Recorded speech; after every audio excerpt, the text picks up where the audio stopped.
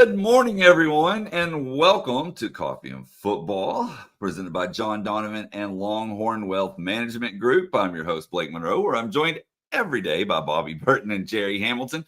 Tell us where you're checking in from this morning, what you're drinking, get your questions in. We're going to get to those here in a little bit. We got a loaded show.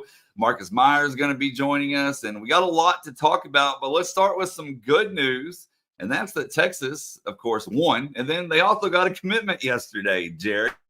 Yeah, added a second running back to the class, Jet Walker from Georgetown High, just north of Austin area. Had a big junior year, senior year there. Season ended last Friday. Lost to a really good team there in the playoffs. But a downhill one-cut power back. I think that's something, could be a red zone back as well. I think that's something, that bigger running back that Texas wanted to address. They have Derek Cooper, who is 6'1", 210-ish when I was there this year, that has 10.75 speed. So they have one of those guys, and Coop will be about 220, 225 at the end of the day. He was at the game Saturday.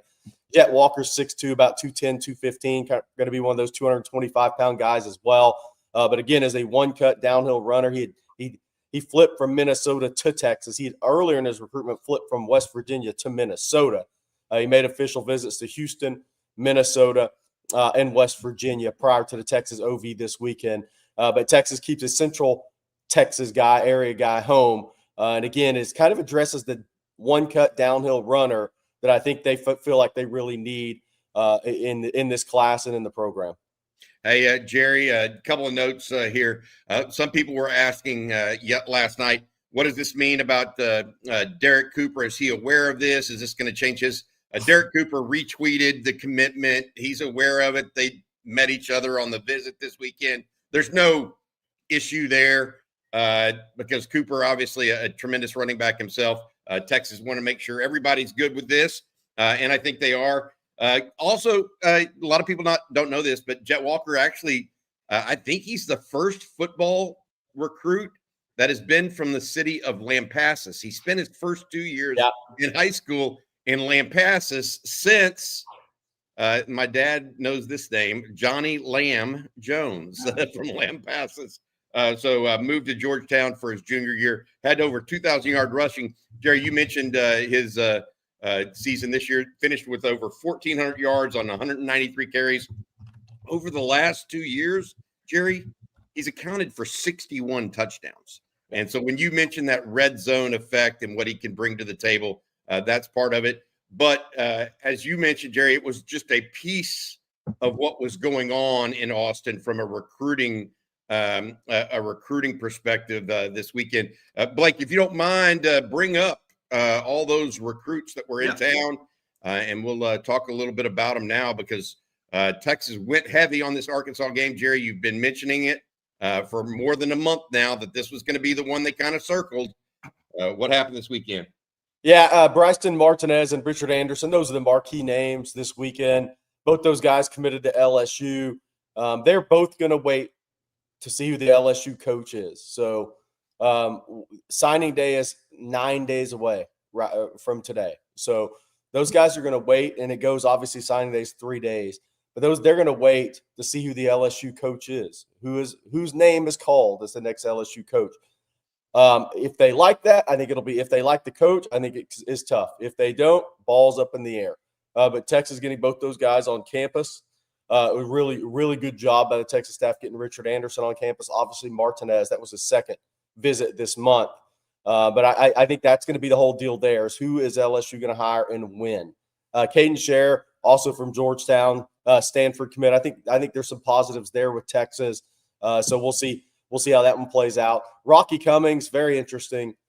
Cal commit, head coach, had a winning record, and he's not there anymore. Cal has an inflated ego of what they are. Wow, Justin Wilcox is not a bad football coach, first of all. But Rocky Cummings, a linebacker. Coach Wilcox no longer there. He made the trip. All these kids made the trip with multiple family members. I want to say it. I'm not going to run through each guy, but Martinez, Anderson, Scher, Cummings, Vilmel, Jet Walker, all those guys had multiple family members with them on the trip. Josiah Vilmel, we put that out yesterday. He's actually going to be at Cal. I guess I need to check in with him today and tomorrow. He told me that yesterday he was going to Cal Monday and Tuesday. Sorry, I was in bed sick yesterday, guys. That's all in the live stream, but bear with me if my voice starts cracking around.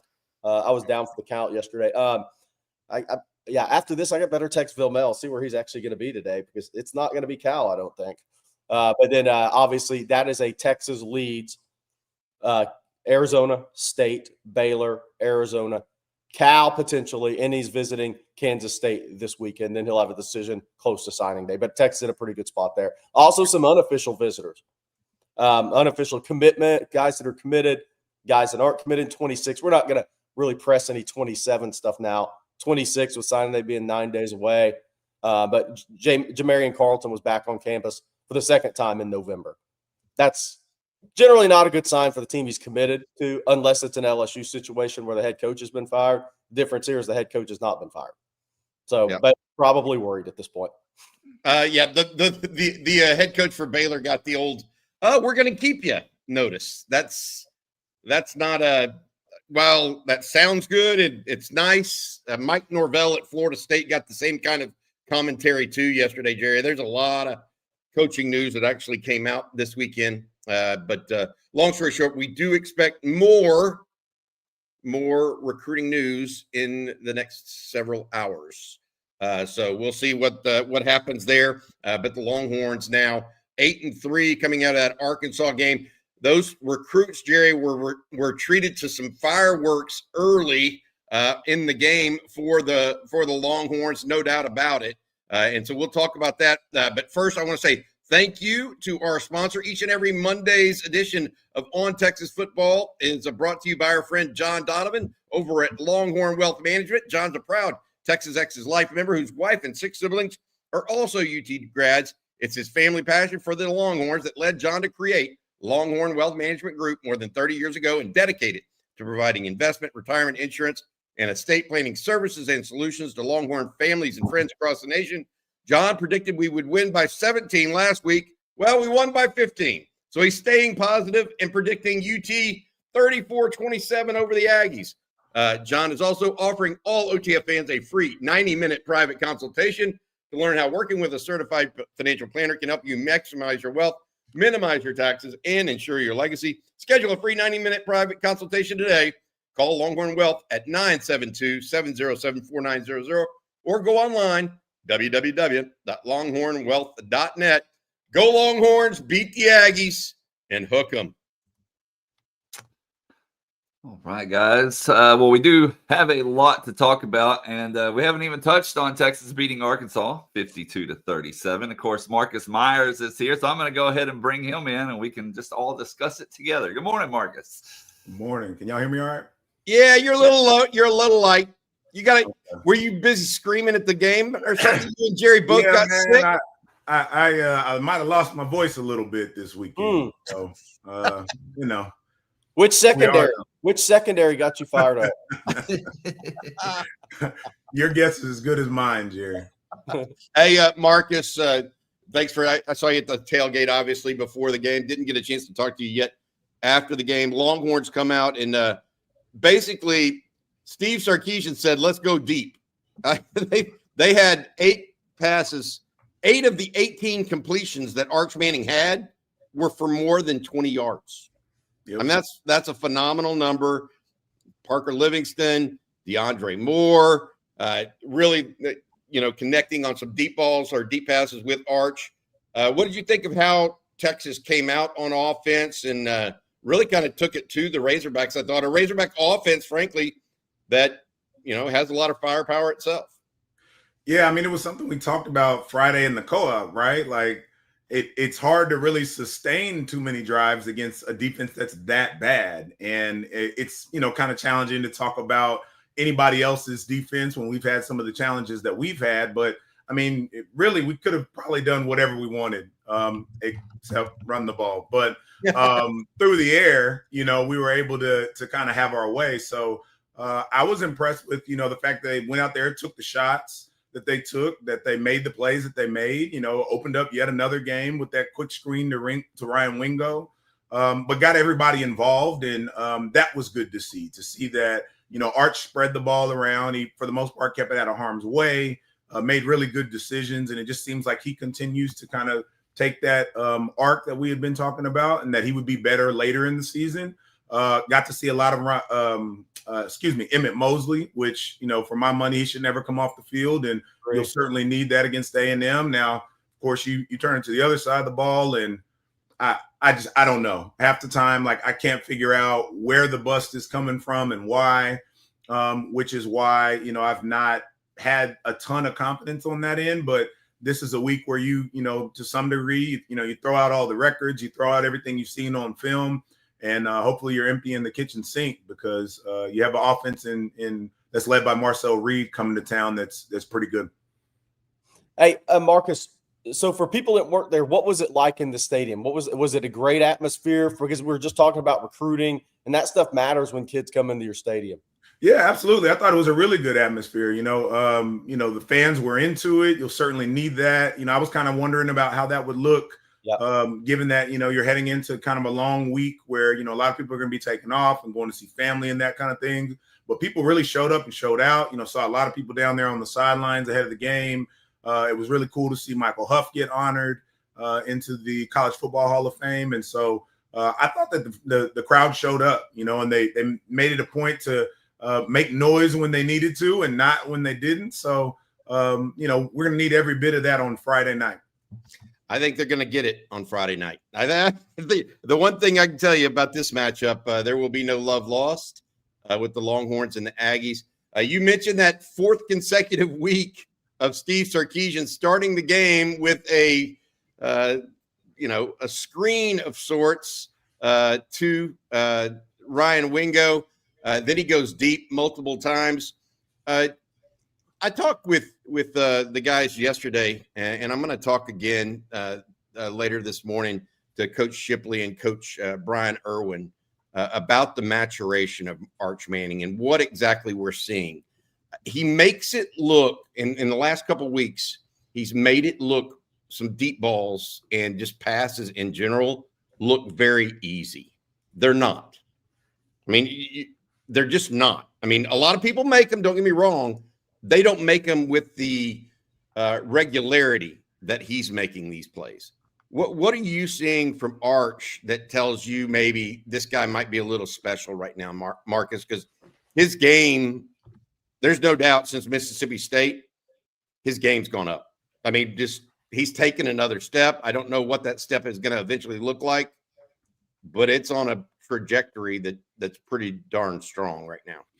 Yeah, I mean, I think at the end of the day, he's just had more reps, more time with these receivers, and he's gotten more comfortable. We talked about it, and it comes off as excuses, but in the offseason, he didn't have the bulk of this receiving core that he's throwing to.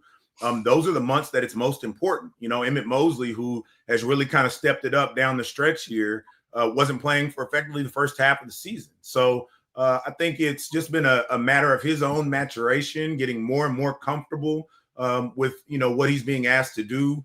We've seen that just over the short period of, time we've had to watch him. He's also played much better at home. So, that bodes well, getting to have these last two games at home.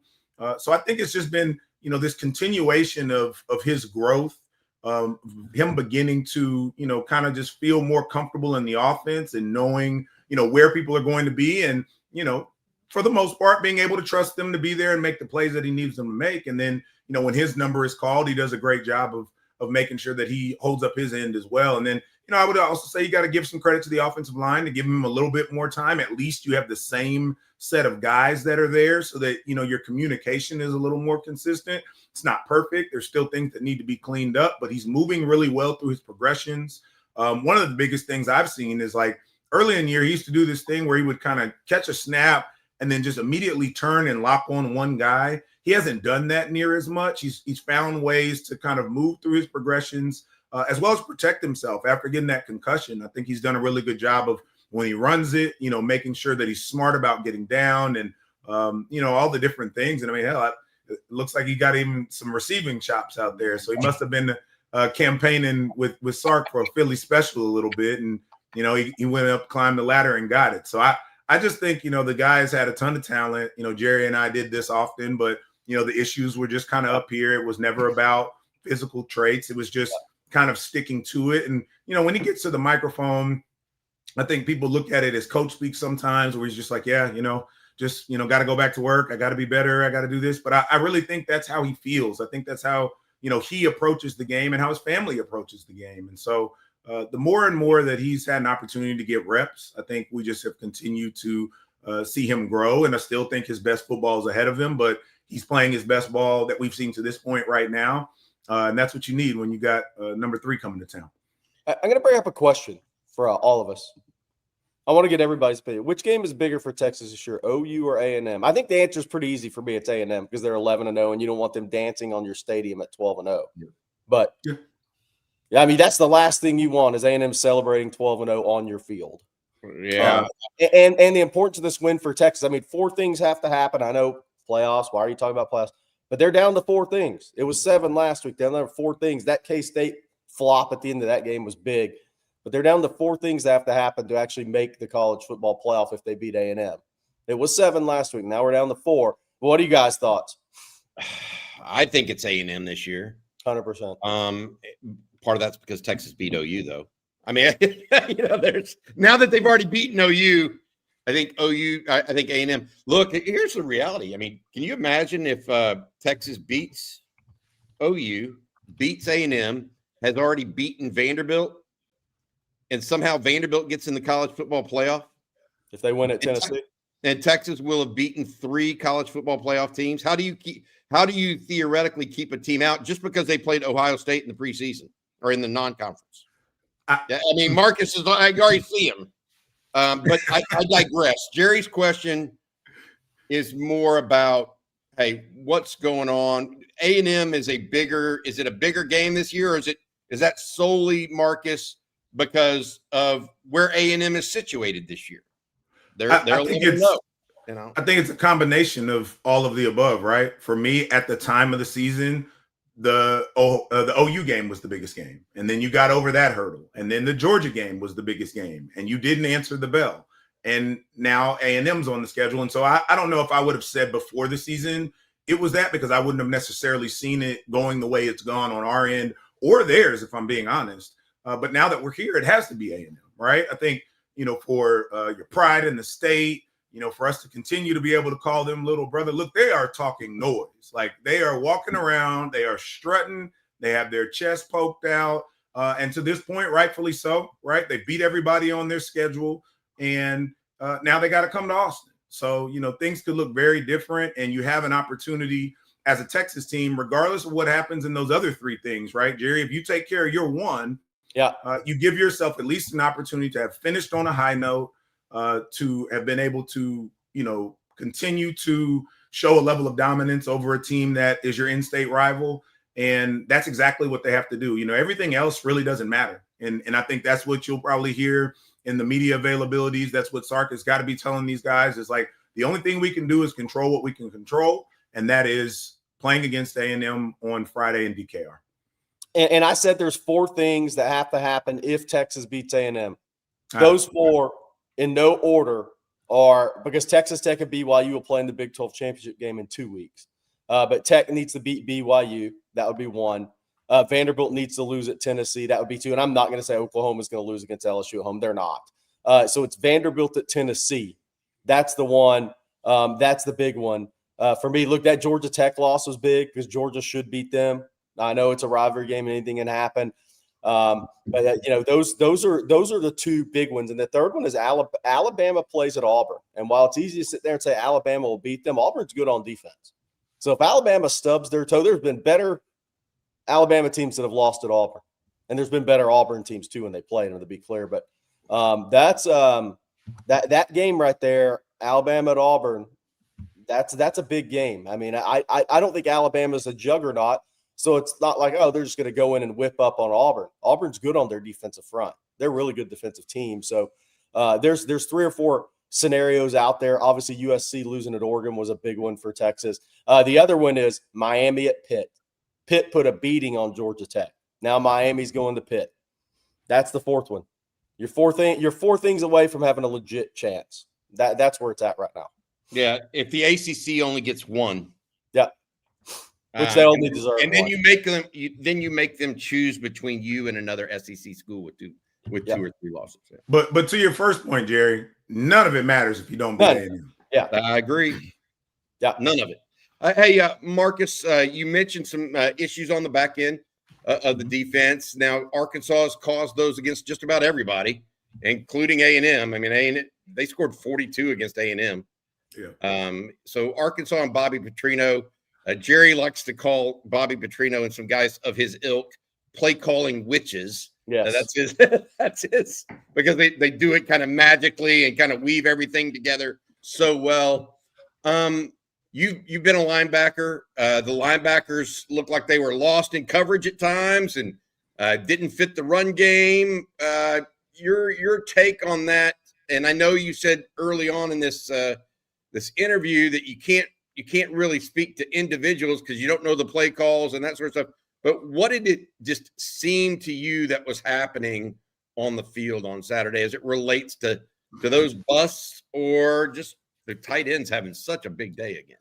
Yeah, man, it's a few things for me. I mean, one, you're missing your all-world linebacker in Anthony Hill, and I know that's kind of the low-hanging fruit, but I mean, a guy like that cleans a lot of things up, whether it's, getting people into position. He's your green dot guy, getting the communications in from, on high. And so I think that's a big piece of it. I think, you even end up having Ty Anthony Smith get ejected from the game for making what I thought was just a great football play. Yep. I don't know if that's something that they're able to appeal or not, but, so I think it just was a combination of things where when you have such a vacuum or a void, if you will, of an Anthony Hill, I'd have to go back and check, but I'm not sure I can recall him missing another game.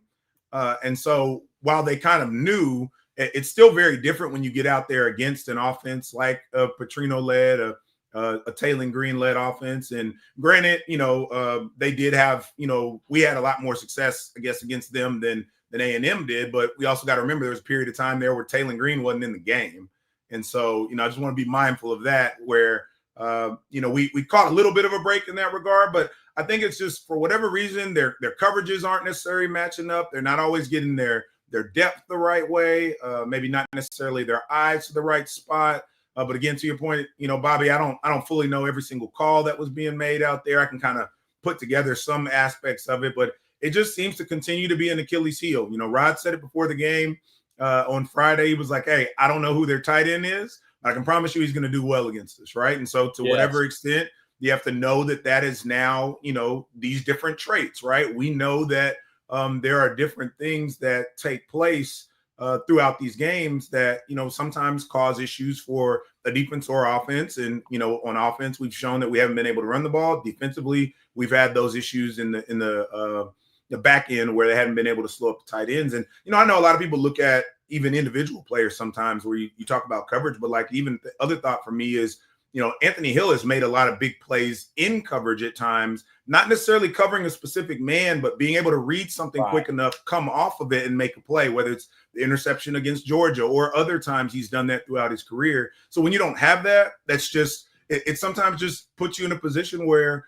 you're trying to put the pieces together, but you're relying so much on this big chess piece that it continues to be given up. But I couldn't tell you, Bobby. I don't have the answer for it. And, I think if we had the answer for it, it wouldn't continue to happen this way. There's something that's not, connecting right between all three levels. And if they don't get that cleaned up, Colin Klein is going to do everything he can to try to expose that against us. I think what's going to be interesting about the game Friday, because it is Friday, is A&M's weakness on defense is run defense. A lot of teams have effectively ran the football on A&M. I know Marcus just laughed, and I was leading it into it. So that's not – none of us are expecting Therese Wiseman to go for 186 this year. I would say that, right? No chance. Right? Don't say no chance, because I would have said no chance before last year too. They didn't have a great running game last year. But then their strength is pass rush. They have 39 sacks. Cassius Howell's 11.5. They get after the quarterback. And so I think what's going to be interesting, Marcus, is how many five-man protections is Sark willing to go with in this game? And it's down in distance, obviously, all that factors in. But how many five-man protections is he willing to go to? And the last thing I'll say about tight ends, A&M may have the best set of tight ends Texas has played this year. Them or Georgia. I mean, they got multiple future NFL guys at tight end. So, yes, their tight ends will be a major factor in the game.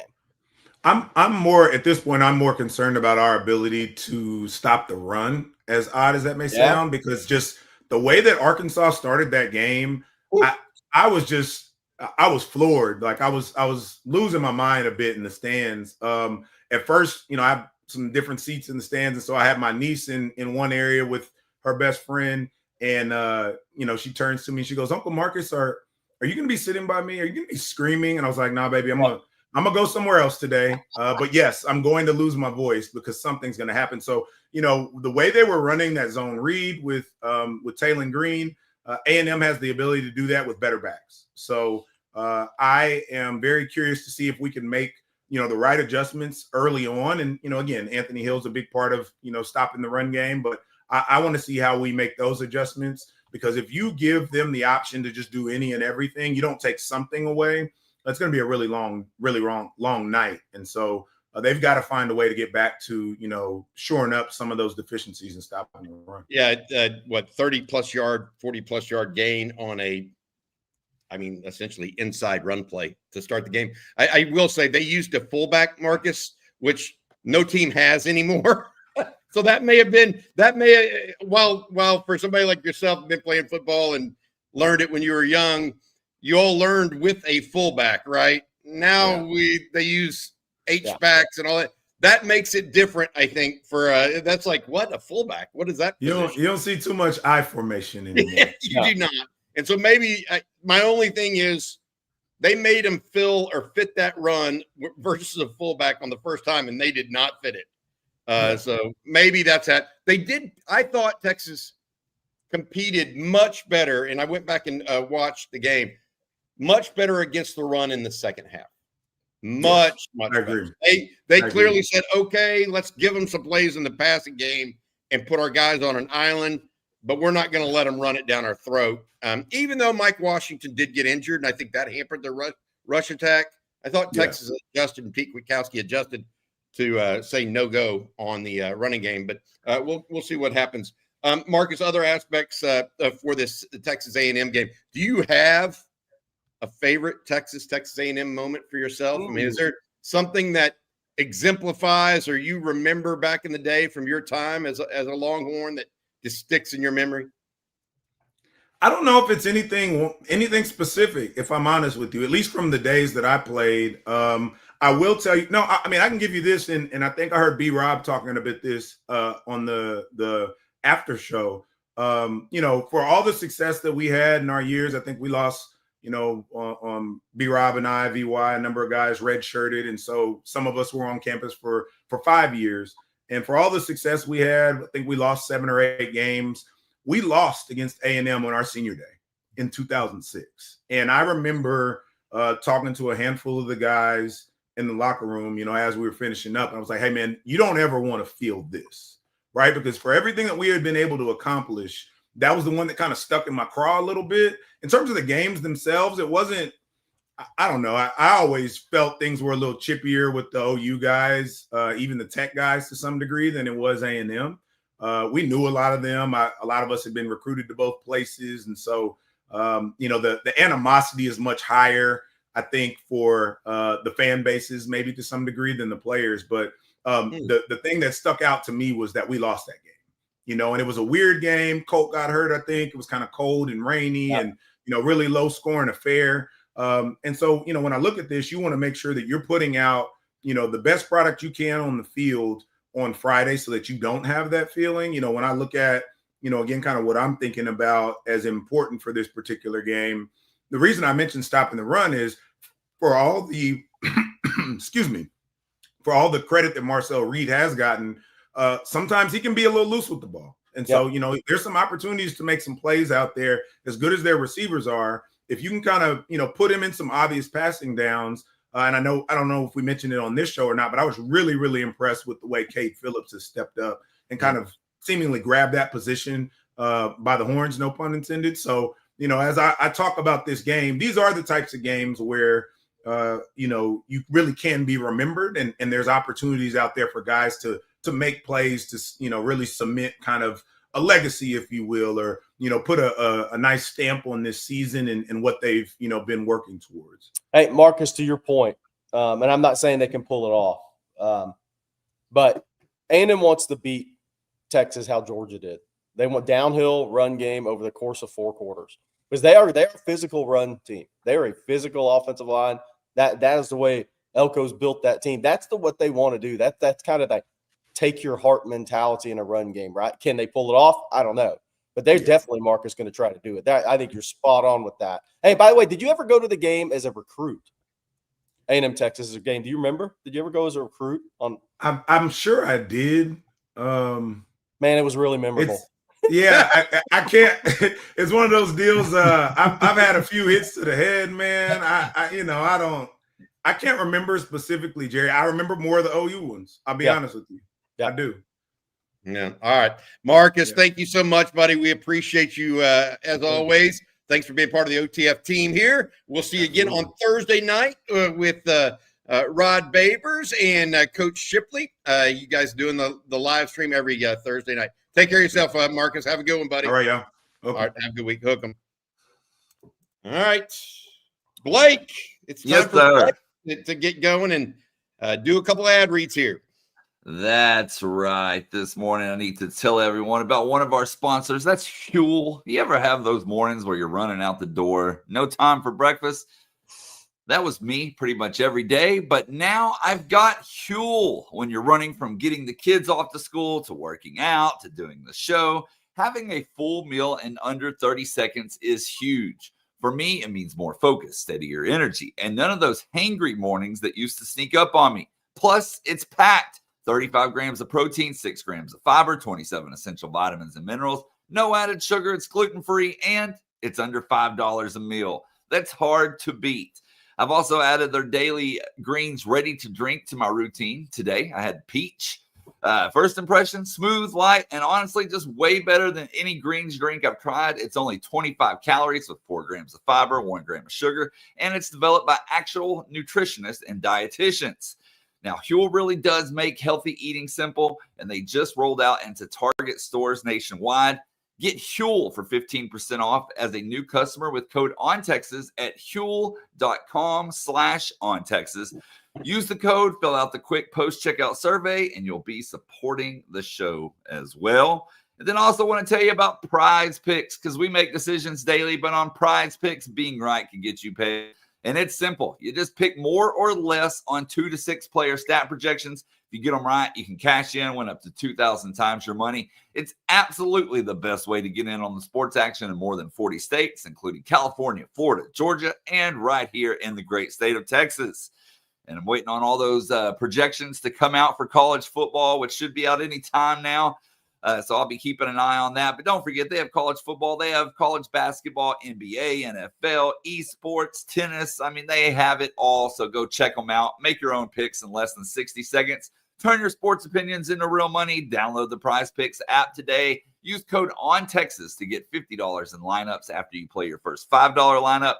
That's code ONTEXAS to get $50 in lineups after you play your first $5 lineup. And that's Prize Picks, where it's good to be right.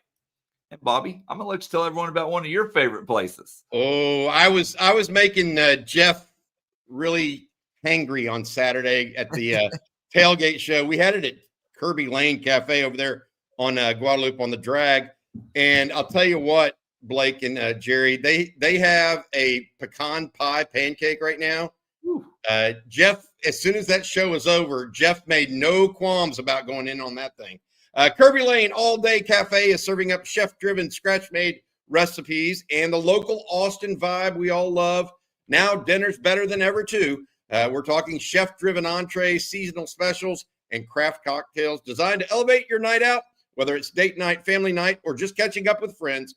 Kirby Lane keeps it local with scratch-made dishes and the unmistakable taste of Austin. Dinner done right from a family-owned Austin original since 1980, celebrating 45 years in business. Explore the menu today at KirbyLaneCafe.com.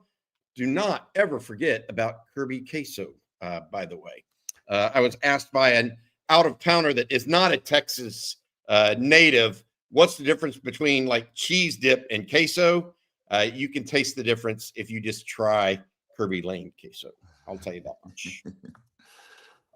A new segment we're starting. just this week. New segment, Blake. We're going to do an Aggie joke of the day every day. Here we go. Baby elephants weigh 250 pounds at birth. They are the biggest babies on earth, except for Aggie fans. Wow. there you go. I didn't know they weighed 250 pounds at birth. Wow, that's incredible. I need to watch more National Geographic. Yeah. Biggest babies on earth, except for Aggie fans, though, Jerry. Well, I still want to throw congrats to Billy Lucci because I think he deserves it. Billy's been promising this season for over 30 years, it feels like, and it's finally coming home. And I would have hated for him to go 0 for 50 or 60 before he retired. So congrats to Billy for going 1 of 30. Billy will be joining our show on Wednesday morning, by the way. So we look forward to it. It's going to be fun. It's a magical year for the Aggies. Clearly. I mean, they are 11-0, beat Notre Dame at Notre Dame, playing lights out on offense. Typically, big come from behind win against South Carolina a couple of weeks ago at home.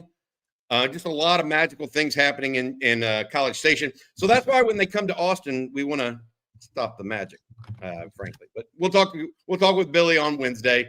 We'll have to lead in with an Aggie joke. To that segment. But no, in all seriousness, we should learn a little bit about what the Aggies are thinking on Wednesday. Yep.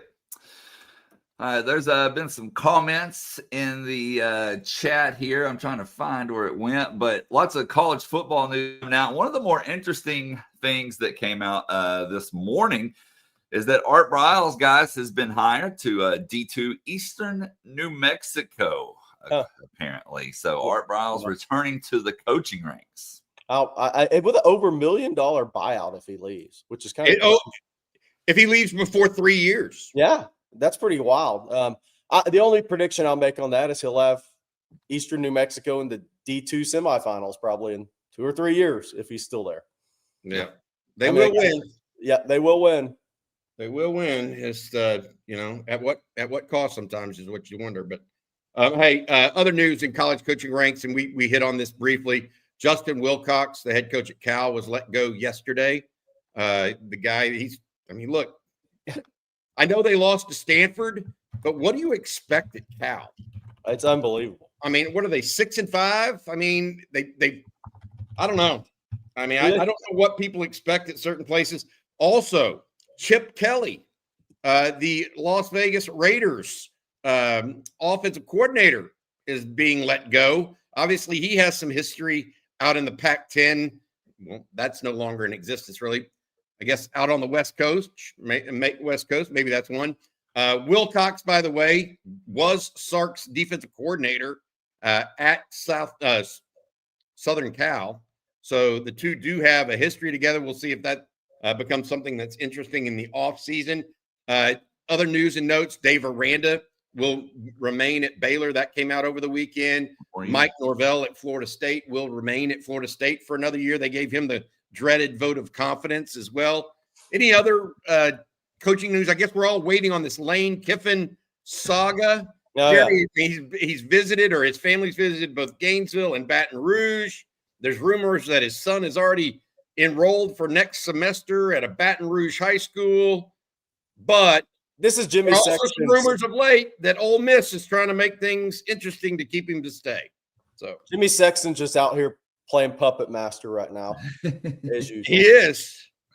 Hey, Lane, get the family to go to Gainesville and Baton Rouge. That's one. So some folks son's been enrolled in a high school in Baton Rouge.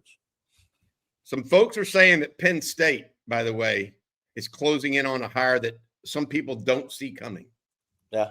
So the news on that front has been relatively quiet. I wonder if they're going to go into the Jimmy Sexton sweepstakes and enter the absurdity that is some of the contracts he gets for his coaches. Kiffin, by the way, reportedly $90 million over 7 years. Is that right? Like, hey, Bobby, $14 million a year potentially. Bobby, what are the odds that say Lane just pulled one on everybody, and he says on Monday, "I'm coming back to Ole Miss"? That doesn't mean he has to be the coach at Ole Miss next year. Things can change. Well, what do you mean, like go to? Depending on what job's open. Yeah. Maybe he goes to the New York Giants to reunite with Jackson Dart. I mean, there's a lot of things that could happen with this situation.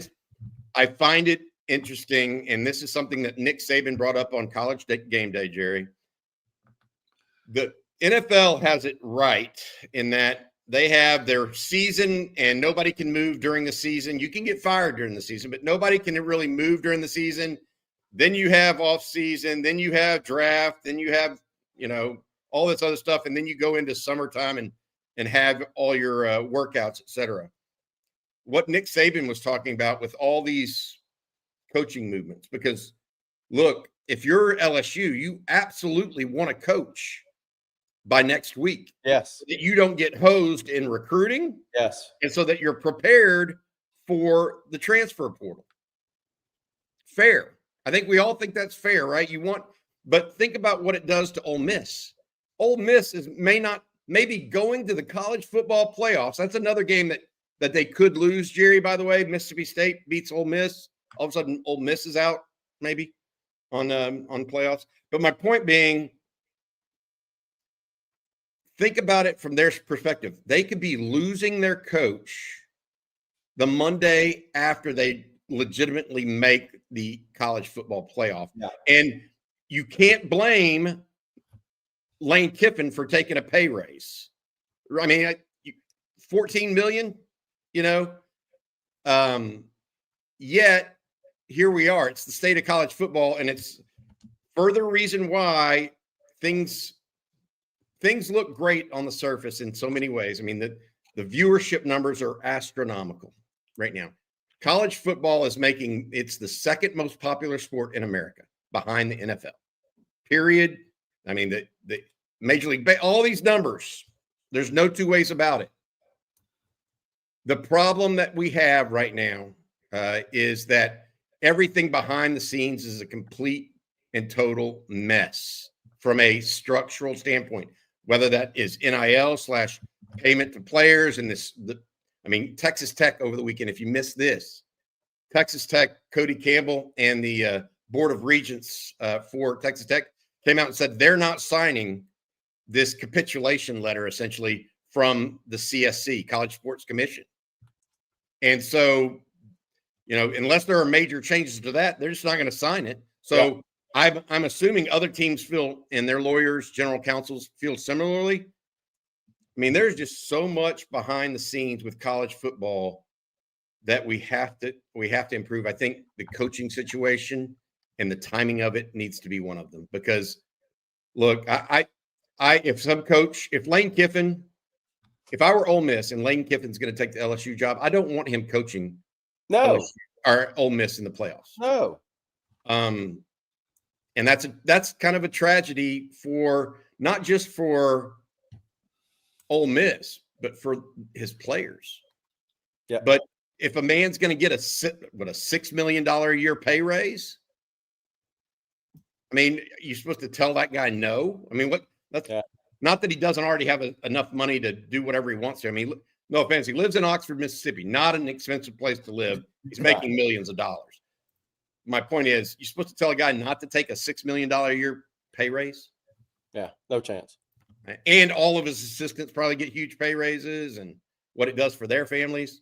Yeah. At the same time, those kids that he promised and recruited to there, it's a business, but it needs to be a better business. Yeah, the timelines for everything are just so wacky right now. That's the main thing. It's just so bad. I mean, you have college football playoff right around signing day, right? I mean, who gets in the college football playoff? I think that show will be on next Monday? Who's the 12 teams in? Signing no, well, they've got to do it after the conference championships. Oh, that's true. So it's a week out. So you have signing day the 3rd through 5th. Then you have the college football playoff show that following Monday, Tuesday. So then you go right into portal. I know those guys are paid really well, and I'm not crying for anybody that's going to live in, South Florida or Newport Beach or any of those places when they're all done. I promise I'm not. But the dates, the timelines, everything going on in college football right now are so bad. It just doesn't make sense. And it puts everybody. in tough spots. I mean, even basketball is rough. I mean, Jay Lucas takes the Miami job last year. He was the number one bench coach for Duke. He has to leave before the tournament to take the Miami job so he can get going in the portal because the portal's open during the NCAA basketball tournament. So it's carrying over in the multiple sports too, because for those that don't follow basketball, portal's open during the NCAA tournament. So the longer you play, sometimes you're at a disadvantage in the portal. But when you make a hire, a guy like Jay Lucas is going to take the Miami job. He can't stick on at Duke for the NCAA tournament. So it's everything's a mess right now. Imagine if that were actually the head coach, as opposed to just an assistant coach. Yeah. That's what Lane Kiffin and Ole Miss is facing right now. All right, hey, we need to get back into recruiting because we've had several hundred people join us in the last couple of last 30 minutes or so. Jerry, Blake, you had something for us to lead into that? I do indeed. And we can use this to kind of just further the discussion. Matt Hanley says, good morning, gentlemen. Jerry, you touched on it Saturday. Can you expand on how big this particular game is for recruiting for 2027 and beyond? Hook beat little bro. I want to be clear on one thing, though. It's not as meaningful as it used to be. It's just not because of the NIL day and age. It's just not. But it doesn't matter. I think it matters for both schools in this. I mean, A&M's having their dream season. If they walk into Texas and win, they go 12-0, they're going to be celebrating in DKR on the field. They're going to be celebrating in Texas house on the field. There'll be a lot of 2027 kids there. I'm not sure it'll be a ton, but there'll be a lot. Because you have high school football playoffs, which a lot of games are on Friday or Saturday. So if your game's on Saturday, you have a practice on Friday, day after Thanksgiving. So there's a lot of stuff going on. A lot of your best players are still in the playoffs. But I think it matters beyond because, look, there's if Texas can go win this football game, because A&M and Texas Tech are being hyper-aggressive early with 27 kids, like hyper-aggressive early. So that would be one way to slow down a little momentum. But again, in the NIL era, it doesn't matter as much because you can come in at any point in time. Look, Texas could beat Texas A&M, and that may get A&M in hyper speed in recruiting in 27. Oh no, we got to go put a big NIL offer on the table for these 3 kids, right? And try to end those recruitments. So it's not as impactful as it used to be. But I think for the younger kids, it's still meaningful. But again, in the NIL era, I kind of – the longer we're in the NIL era and we're seeing what happens in recruiting, the less I actually think these games truly matter in recruiting, if that makes sense. Yeah, I think that they still hold focus for this reason. If the money's equal, Jerry, you got to pick where you like the best and which one you think is going to win the most. Yeah. And that's what's happening also. I mean, a lot of people, you're in this range. Everybody's in the same range. It definitely matters. Hey, let's recap a little bit of recruiting overall, if you don't mind. For those that missed it out of the gate, Jet Walker, running back out of Georgetown, Texas, has committed to the Texas Longhorns. He did so last night after making an official visit to Texas this weekend. Rushed for 2,351 yards as a junior. Followed that up with a 1,486-yard campaign as a senior. Over his 2-year varsity career at Georgetown, scored 61 touchdowns. He is committed to the University of Texas. He joins Derek Cooper as one of 2 running backs in this recruiting class. Derek Cooper, of course, out of Miami, and one of the most highly touted running backs in the country. Some people were saying, hey, is this going to be a problem that Derek Cooper is not the only running back? Derek Cooper actually retweeted Jet Walker's commitment. So I don't think you have to worry about that.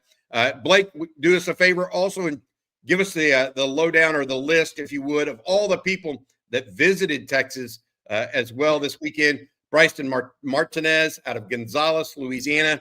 He's committed to LSU. Richard Anderson out of Edna Carr also visited Texas. He's a teammate of Hayward Howard, who was also in Longhorn commitment, defensive back. Those 2 are waiting, it seems, to figure out who the LSU head coach is. Caden Scher, a big offensive lineman committed to Stanford, currently high school teammate of Jet Walker. In Rocky Cummings, linebacker out of Carlsbad, California. He's committed to Cal. You got to wonder, well, how long he's going to be committed to Cal if they just lost their coach when he got back on the plane to go back home. Josiah Villamel, cornerback, nickel out of Richmond, Fort Bend, Travis. He's no longer committed anywhere but he's got a number of different official visits lined up, including, as Jerry Hamilton mentioned earlier, one to Cal. So I wonder if that's going to continue. Arizona State giving chase there, as well as Kansas State, Houston, etc. All in all, there were also, and this is one that Jerry and I have been tracking, frankly, for more than a week. There was a committed player at Texas on Saturday for the second time, and that is Jamarian Carlton, defensive lineman out of Temple, Texas. He's been committed to Baylor since June or July, Jerry. He visited Texas a second time this weekend for the game. Baylor they lost their AD, and then they had to give the vote of confidence to their coach to give him another year. That's typically not a good sign if you're a recruit for that program, because that tells you, I may have issues here. So I think that we'll see what happens with Jamarian Carlton and his recruitment as well. Anything else that you want to mention in recruiting, Jerry? Well, so Donald Britt asked, how about this week's list? Forget Archie. Well, the problem with that is Texas pushed all their OVs to Archie because I don't think they wanted to play. I don't think they wanted to bring in a big number of 26s for a Friday A&M game. So a lot of these kids will have playoff games. Like you couldn't get Richard Anderson in for the A&M game because they're in the playoffs. So that pushed everything as far as the 26s. Not saying there can't be somebody pop up, but they'd have to be out of the playoffs. But they pushed everything to the Arkansas game weekend for a reason. That's where they were targeting, because that Friday day after Thanksgiving is a tough one for an OV leading into signing day. They will have players on campus. Yeah. I mean, yeah, don't get me wrong. People will want these tickets and want to see the game. Max Wright, a couple of guys that more recruiting notes, a couple of guys that are committed to Texas. Texas now at 22 commitments, by the way. A couple of guys that visited Texas or that are committed to Texas but visited elsewhere this weekend. Max Wright out of Melissa, Texas, visited SMU over the weekend. Second time this month.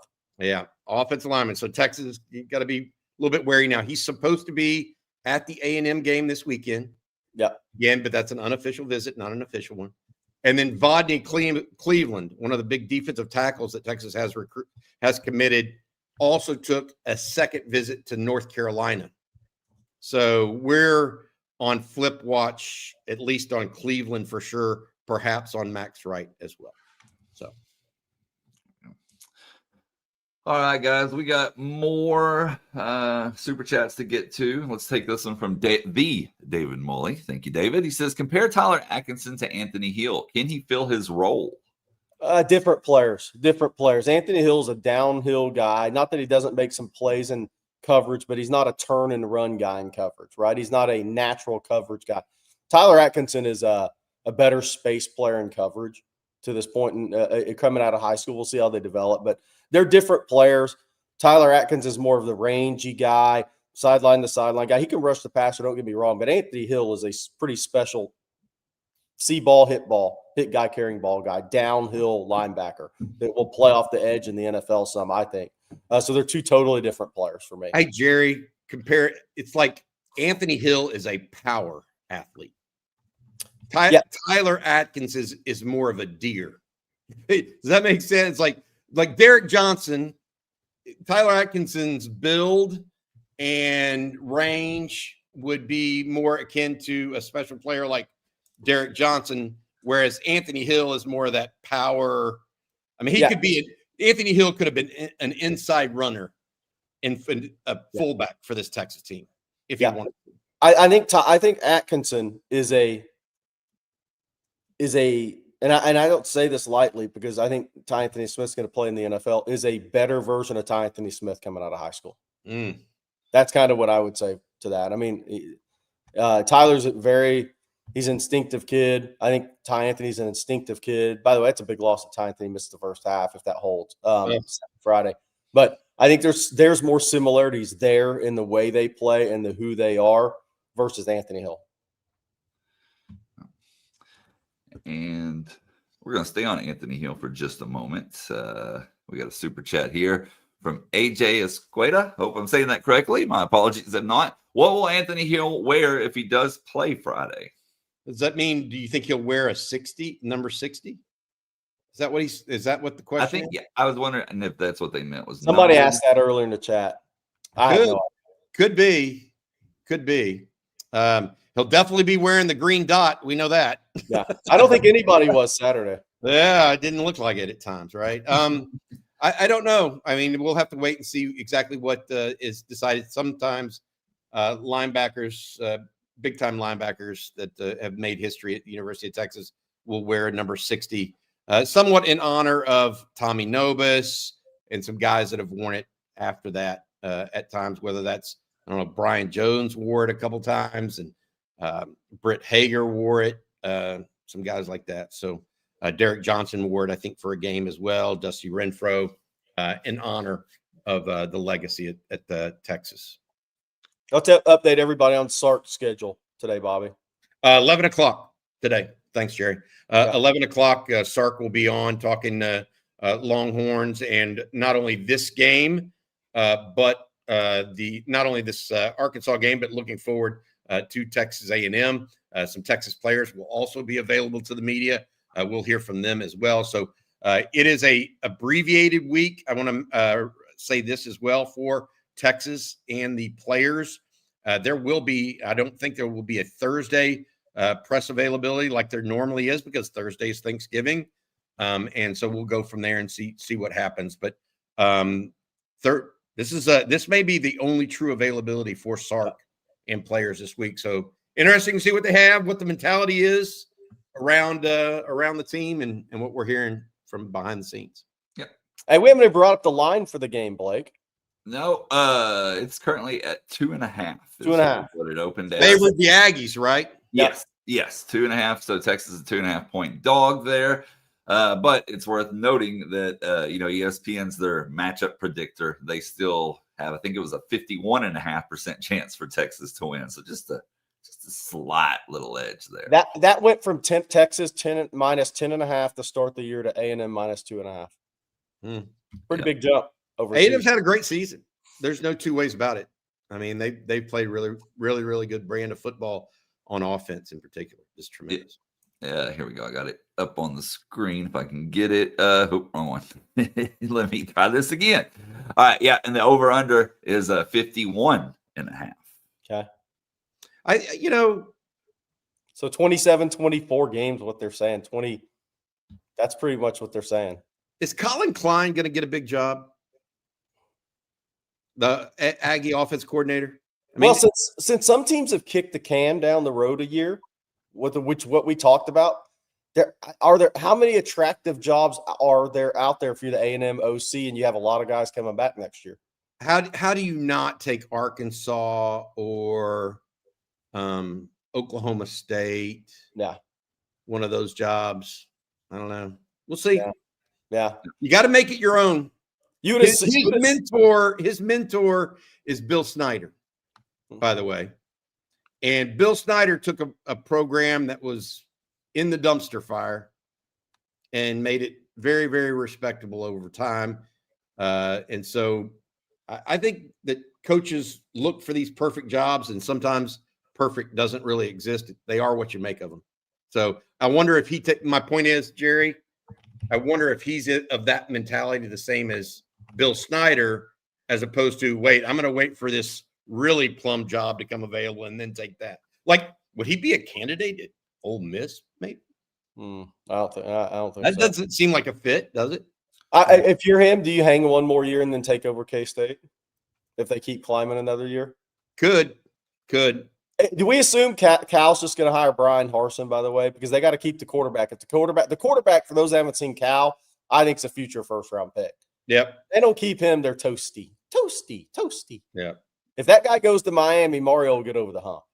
That's how good he is. If he had him this year, he would have no losses. Yep. That guy's really, really good.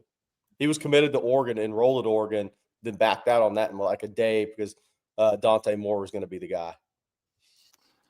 Well, speaking of something else that's really, really good, that's Ridge Wallets, Jerry. Why don't you tell us about Ridge this morning?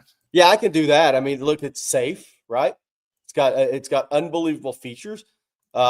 This losing your wallet is the absolute worst. Okay, and it is the worst, man. But with that Ridge tracker card, you'll always know exactly where it is before panic mode kicks in.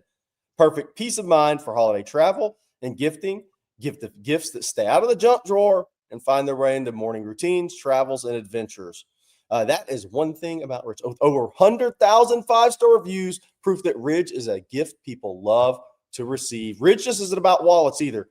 They create premium, everyday carry essentials like key cases, suitcases, and their game-changing power banks, all built with the same sleek, durable design. You'll find the perfect gift for every wish list. They have over 50 colors and styles to choose from. You can even get a wallet that features every NFL, MLB, or college team. Hey, Cowboys fans, this is for you. Maybe back in the playoffs in a first-round loss again. Perfect for holiday gifting, especially since Ridge is having their biggest sale of the year right now. For a limited time, Ridge is having that huge Black Friday sale. Head to ridge.com to get up to 47% off your order. This is by far the biggest discount they've given all year. That's ridge.com for up to 47% off your order during their biggest sale of the year. After your purchase, they'll ask where you heard about him. You say, Hump Day with Hills. He has one. Oh, man. All right, Bobby. And if you will tell us about Omaha Steaks this morning. I will. I'm actually here at my parents' down in Houston today. And one of my gifts every Christmas is to my parents is a Omaha Steaks basket / goodies thing. They love the steaks. They love the hot dogs. They love the chicken. They love it all. Omaha Steaks offers unrivaled quality and variety, and every bite is backed by their 100% guarantee. They have a cyber sale right now. It's the perfect time to shop for unforgettable gifts and Christmas, exclusive limited time deals, and more. Plus, orders placed by 6 p.m. every day ship the actual same day. So when you give Omaha Steaks, you're sending more than a gift. You're sending an experience from the moment it arrives to the moment they enjoy it, and they'll be thanking it of you. And as a matter of fact, my parents asked me, are you getting me Omaha Steaks? Are you getting us Omaha Steaks again this year? And the answer again for me will be yes. Save big on unforgettable gifts with Omaha Steaks. Visit omahasteaks.com for 50% off site-wide and an extra 20% off select favorites during their cyber sale. And for an extra $35 off extra, use promo code ONTEXAS at checkout. That's omahasteaks.com, promo code ONTEXAS at checkout. Terms apply. See site for details. Again, that's Omaha Steaks. Use code ONTEXAS. Next up, we got to talk about Cash App, too. This is a new advertiser for us, so we appreciate them. What was the craziest or weirdest scam that tried to reach out to you? If there's a common scam happening right now, you or a close member have run into, what are some of those common red flags people should look out for when sending money to someone? That's why there's Cash App, advanced built-in security that keeps your money safe from fraud. Your personal info stays personal and help right when you need it. Scammers know the holidays are busy for everyone, which can make us all targets. That's why Cash App builds in protection to help keep your money safe while you're checking off your shopping list. For a limited time only, new Cash App customers can use our exclusive code to earn some additional cash. For real. Just download Cash App, use our exclusive referral code, SECURE10 in your profile, send $5 to a friend within 14 days, and you'll get $10 dropped right into your account. Terms apply. That's money. That's Cash App. Cash App is a financial services platform, not a bank. Banking services by Cash App's bank partner. Prepaid debit cards issued by Sutton Bank. Member FDIC. Promotions provided by Cash App, a blocking brand. Visit cash.app /legal/podcast for full disclosures. Again, that is Cash App. Check it out. Use promo code SECURE10.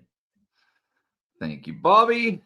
And let's jump right back into some more. Blake, yeah. can I ask you saw ticket prices for this game, right? Yes.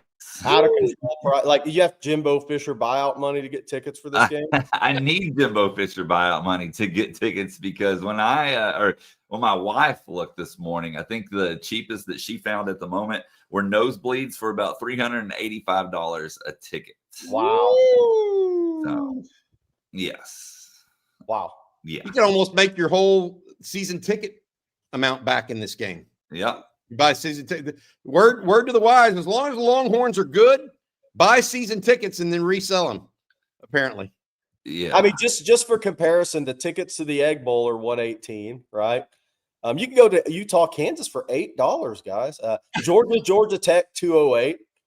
I mean, I'm just looking at some of these other it's more than Ohio State, Michigan's $318, right? So I mean, it's just some comparison. Hey, Texas Tech at West Virginia, $21 and a snow shovel. Miami at Pitt's $31.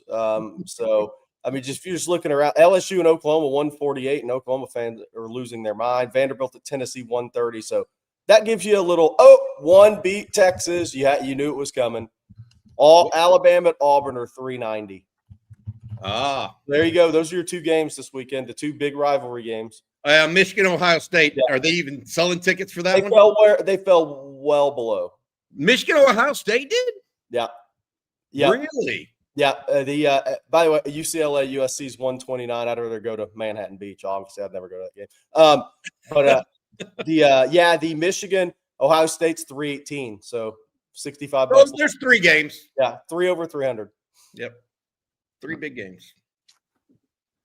Well, let's jump back into Super Chats this morning. Oh, speaking of A&M, one thing that we haven't mentioned is the girls volleyball. I almost forgot about that. Oh, yeah. SEC tournament semifinal, Texas versus Texas A&M that game tonight on the SEC network at 7:30. And then the other game in the semifinals is Kentucky and Tennessee. So, and I'll follow up. Texas plays in the Maui Invitational. That begins tonight. That begins really tonight, 10:30 p.m. Central Time. Last game of the day in Maui means you're starting around 10:30. That's if everything's on schedule. So Texas, Arizona State, 10:30 tonight on ESPN2. We have the game thread up on TexasFootball.com. Yeah. All right, now then, Super Chats. Our old friend Longhorn Frenzy here says, good morning, guys. In y'all's opinion, did the loss of Coach Blake Gideon hurt the secondary this season? Could have, along with Terry Joseph at corner. I mean, Terry Joseph originally called the secondary, actually, not Blake. There's something to be said when Sark talks about continuity of coaching. You think about it. And Jerry, you know this. Think of the high school programs that have the same coaches year after year. They have their system, they get it down, they execute it well. They win. Okay? That's one of the reasons why Sark likes consistency and continuity, is because the kids can actually improve and get to refine exactly what they're being taught, and they're not being taught something new each year. So Longhorn Frenzy, basically, by the way, I haven't seen you in a while. Hello, in person. Hopefully you make it out to tailgate this week. But long story short, I think that it could be possibly that. I think not just Blake Gideon, but also Terry Joseph, because a lot of those guys were coached by them. I will say this, though. I also think that the loss of Andrew Makuba and Jade Barron are, and no offense to Blake or Terry Joseph or anybody else, I think those are bigger losses than the coaching issue, any coaching issues you can see.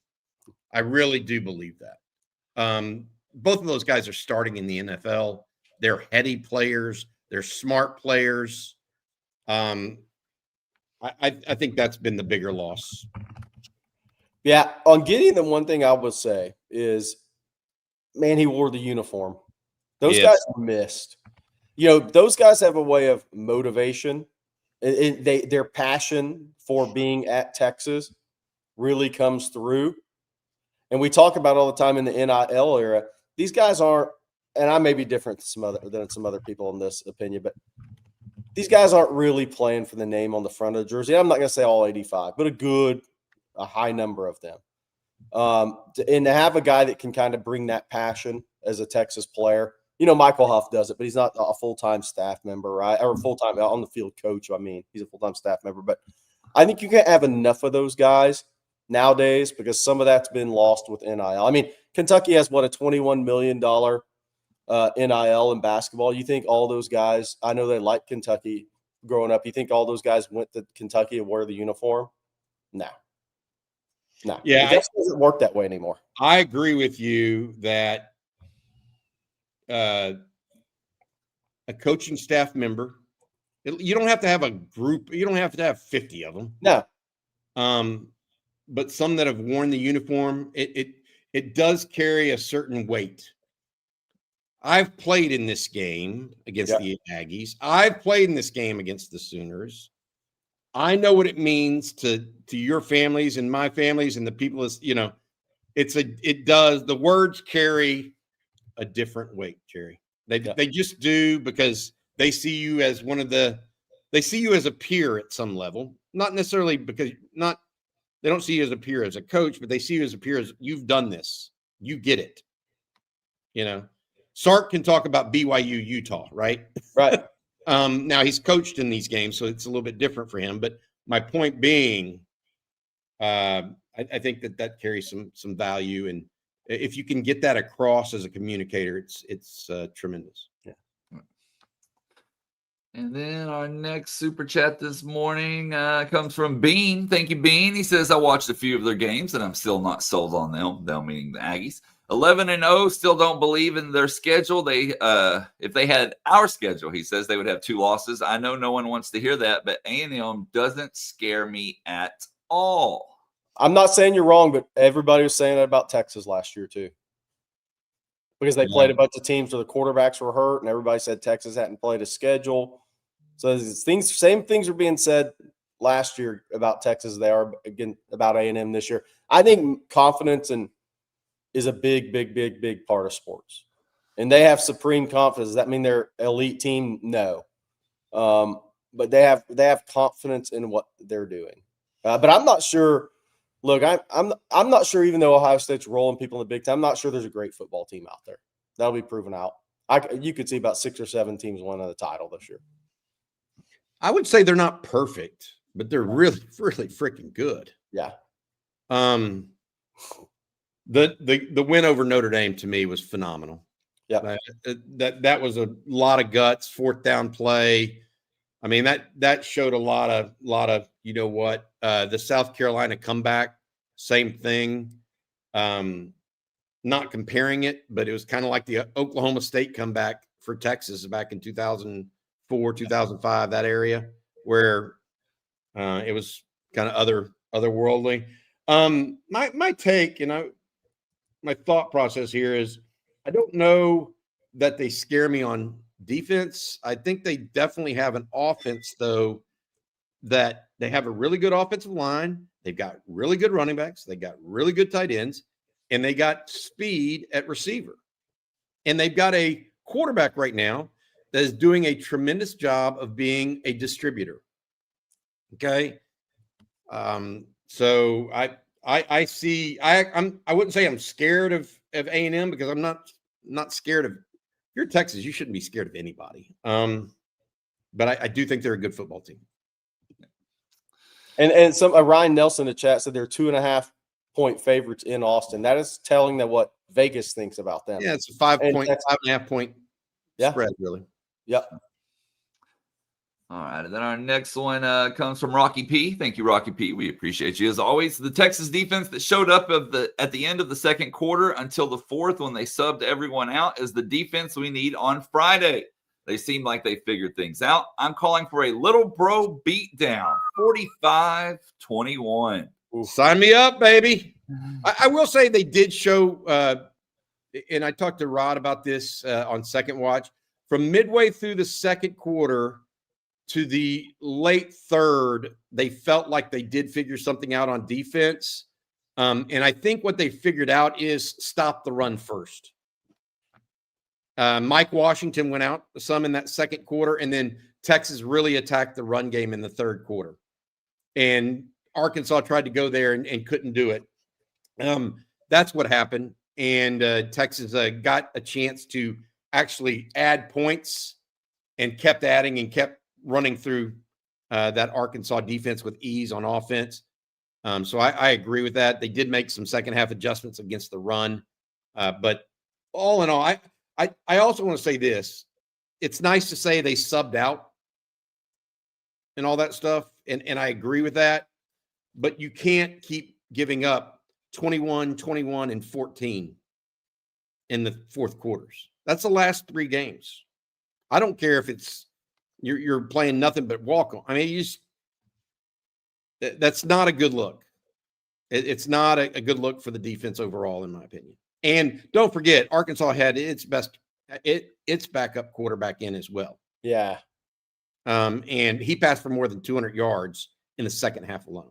So we can say, oh, well, we had the backups. And it's true. It's definitely true. Not across the board, but mostly. Yet they still pass for. I'm a little. I think that I don't disagree with the comment of Rocky at all. I think he's saying what he's saying is true. I would just put a caveat on it that it's happening too often of late. That's all. Here's a question real quick, because we're getting to that point. If we beat A&M, we deserve to be in the playoffs. Here's the question: if Utah's 10-2 and Texas is 9-3 with Texas' schedule, do they get in for the 12th spot if it comes down to those 2 teams? How many playoff teams will have Utah beaten? 0. Yeah, I think he had to. Jerry's been sick the last 24 hours, by the way. I think he's got to go get a Kleenex. But that's the point, Blake. Yeah. I think, look, especially if somehow Vandy gets in. Yeah. And Texas beats A&M, Texas will have beaten 3 playoff teams. How do you keep Texas out? I mean, is there anybody else that's beaten 2 playoff teams that's not one of the top 4 seeds? I don't think so. Yeah. And again, there's 4 things. I laid out 4 things on TexasFootball.com because it is playoff time, right? And everybody's like, Texas playoffs. But because you beat Arkansas and 3 things happened last week and there's 4 things away. I mean, it's like you need Tennessee to hold serve and beat Vanderbilt in Knoxville. That knocks Vanderbilt down to 3 losses. So if Texas beats A&M, Vandy's out because Texas beat them. That's what would happen there, right? That's one of the things. The other one would be, Alabama loses at Auburn and people say, Auburn's terrible. They're good on defense. And Alabama is a 5.5-point favorite on the road. That may be your most unlikely scenario. Miami loses at Pitt, which could very easily happen. Miami's not good on the road. I'll never trust Carson Beck. You have that one. Then Texas Tech beats BYU in the Big 12 championship game. So that's really what this is going to come down to if Texas beats Texas A&M.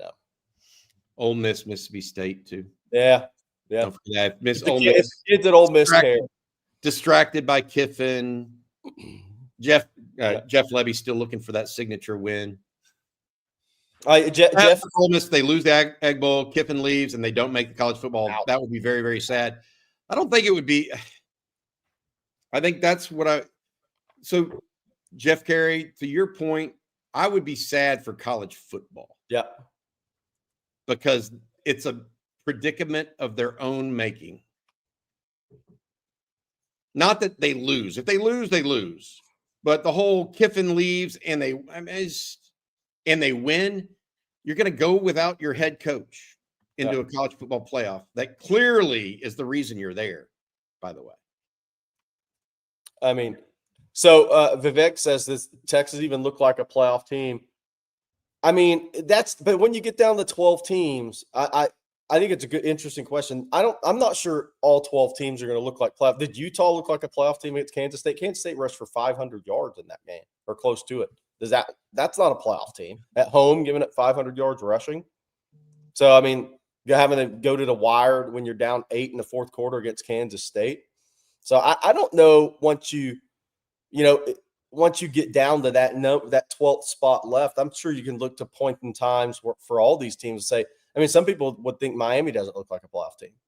But if they beat Pitt, they're probably going to be one. So I think that's kind of where we're at there. And when it goes to 16, you'll probably have 2 or 3 teams that don't really look like a playoff team necessarily. But I think that's where we're at now with 12-team playoff, and then we're going to 16. Okay, let's see here. We got more super chats, and this one from D Stackers. Thank you, D. Texas X from NorCal. Never met an Aggie when I got to Austin. Then I made the mistake of asking the pharmacist at CVS on Guadalupe why he had a ring on the size of an ashtray. By the way, I just got dumped by an Ag. Oh, man. Welcome to Austin. 11-0 season, and man, damn, and that. Hey, the only rings that are allowed to be as big as ashtrays are the ones that Marcus Myers has. Yeah. I don't know if y'all have seen it, but Marcus was we were at some event. It was in Atlanta. And Marcus was there, and of course, Marcus has a national championship ring. It is as big as an ashtray. He was showing it and sharing it with some fans. Man, that's the only ring that should be that big, in my opinion. Win a national championship, then you get a big ring. Tom Rucker, 16-42 A&M's SEC opponents record. Absolutely. Nope. Very true. And then we got one here from Tom Doyle. Thank you, Tom. Hey, fellas, I'm coming to my first game in Austin this Friday. I've been a lifelong Longhorn fan and a fan of the channel for the last few years. See y'all at the tailgate party. Hook 'em, and thanks for everything that y'all do. Love it. This is what we love to hear, man. Join new Longhorn fans, create them, bring them in. Look, Jerry and I talk about it all the time. And I was actually, who was it I was talking to? Can't remember. The atmosphere around the stadium today is so much better than it used to be. Yes. In 10 years ago, 15, 20 years ago. The game is always the big draw at Texas, which I think that's one of the reasons why Texas football perseveres even in the down times. People just love football, love the Longhorns, that sort of thing. But it has become a much bigger event now. I mean, it is a day-long event, tailgates all around the university, on campus and off, that are just tremendous. Enjoy yourself. Come out. The tailgate should be rocking on Friday afternoon. It really should be. And let's see here. I tell you what, Bobby, before we move on, I'm going to let you tell everyone this morning about Longhorn Wealth Management one more time. I could do that. John, President, Longhorn Wealth Management, John Donovan. He's a proud Texas X's Life member who served 15 years as a Dallas X's board member. He's now helping lead the build-out of the Collin County X's chapter. John wants to provide one last reminder that November is National Alzheimer's Awareness Month.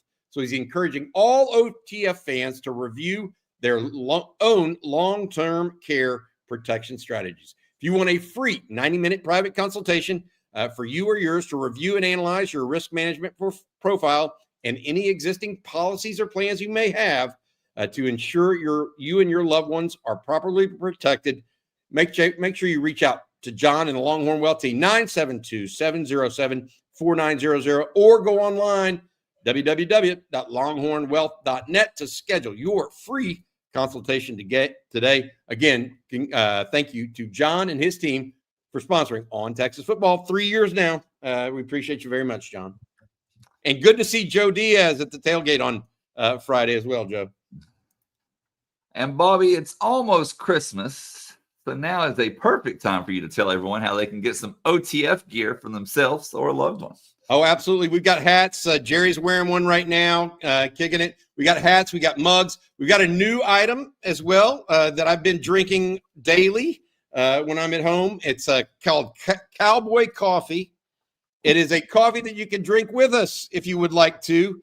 It's from our friends over at Medici Roasting, which is a Austin area coffee shop. I talked to the owners over there, and we kind of came up with something that we thought would be cool for OTF members. It's called Cowboy Coffee. It's OTF special. Make sure you check it out. Go to shop.ontexasfootball.com, shop.ontexasfootball.com for any kind of thing you want for Christmas. Get those orders in now. so you avoid any shipping issues around Christmas. There you go. Good stuff. Okay, a couple more super chats before we get out of here, and let's do this one from J and K Runaway. Thank you for the super chat. Says, I felt that Sark was calling a lot of variations of the same play to put as much on tape for Texas A&M to think about and account for. Did y'all notice that? I think there was some of that. Fourth straight pass to Ryan Wingo to start the game. I don't know if he's going to make it 5 against A&M or if there's going to be a play off of that, right, Jerry? We shall see. I will also say this. He runs a lot of those vertical passes no matter what in every game. It's just they happen to be open against Arkansas and Arch hit them. You know, so I don't know how much of that was different. I need to go back and look at that. Good question, J and K. And our final super chat for the day. Oh, no, because another one just came in. Spank Boogie 312 says, great kid, but was Taft covered up by Barron and Makuba last year? I don't know. I don't know if he was covered up. I think he was amplified. Does that make sense? Like Michael Taft's a good player in his own right. So let's say that. Is he the most athletic player on a football team? No. Is he a guy that is very cerebral and able to use what athleticism he has to its greatest extent? Absolutely. But I don't know about covered up. I mean, I just think that Texas is a vastly different secondary without a first rounder and a second rounder. Jerry, we didn't even mention this today, and we should have, and my apologies. But I want to go and talk a little bit about Cade Phillips, just briefly, if you don't mind.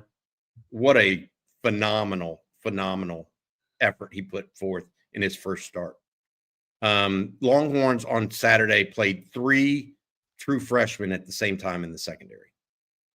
And Rod said it in the post game and on a second watch with me. He said, look, if you're in game 10 or 11 and the freshmen or sophomores are as good as your upperclassmen, then go ahead and play them. And Texas is starting to take that, I feel, they did with Cade Phillips. And I think it paid off. I think Texas now looks at their secondary for next year, not necessarily this year, but for next year, and they say, Cade Phillips, circle him in as a starter. Jerry, you're muted, buddy. I think that'll be valuable next year, but he's going from the frying pan to the fire this week. Yes, I agree. To be clear, he's not playing against the same guys. This is a total different game this week. So he better have his long speed. His hamstrings better be good. He better be able to turn and run. Arkansas wide receiver talent was not their deal. He played well, but again, frying pan to the fire this week. Totally different deal. But it's great for him next year because he'll be a starter on this team next year. Yeah, I just love – so when we talk about Taft, I think you got to understand, put him in context. You know, he was not the focal point last year. He now is the focal point of the defense, and he may not be the guy that needs to be the focal point. He may need to be the support guy. Yeah. All right. And Arnold here. Can y'all talk about the current line? I don't get it. But Arnold, when you saw 10.5, that was actually the preseason line. The current line we talked about a few minutes ago is 2.5 now, with Texas being the underdog in that one. So on a neutral field, it's what, 5.5? I don't set lines, guys. But for you guys that know all this stuff, neutral field, 5.5, 6 at A&M, 9.5, 8.5, 9.5.